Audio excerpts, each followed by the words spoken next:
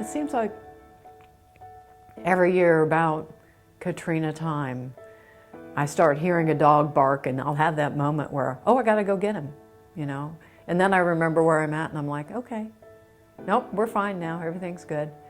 And, but every year I remember. And there's a lot of good that came out of it.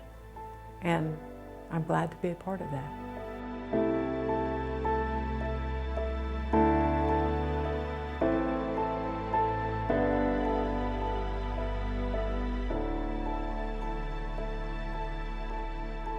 I've heard that Terri's working on a book because she went to help the dogs of Katrina.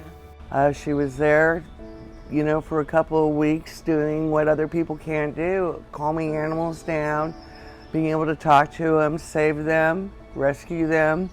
So I'm looking really forward to her next book. And basically it's about my 2-week stay down there and what the animals were saying to me. So it gives a whole new light to what the animals were thinking during this time, whether they were abandoned, whether they were rescued, whether they just got out okay. So I think a lot of people will be interested to hear their point of view. I think it's interesting to hear about rescues, but with humans, you get to hear their side of it.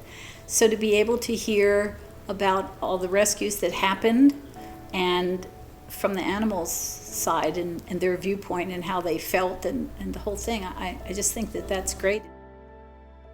Being a pet whisperer down there actually came in very handy because I could hear things, I could feel things, I could talk with the animals, I could calm them down, I could let them know where they were, you know, because if you just take something, put it in a kennel and take it an hour away and then you're dropped, you know, it's like, am I safe? Am I really safe? And I would explain to them what was going on, where they were going to be.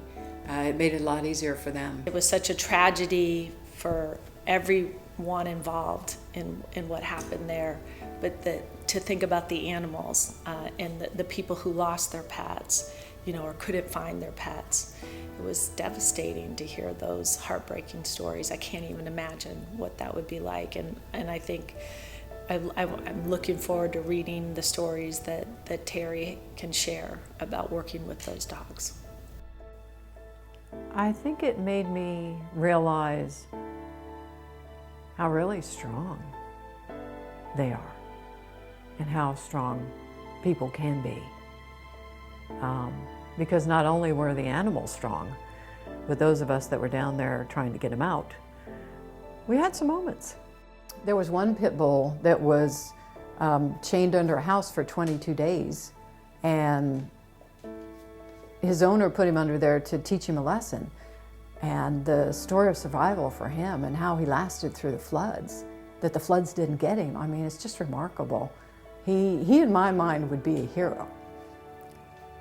I hope everybody reads the book and enjoys it as a story and possibly as a learning lesson of what we can maybe make better in the future.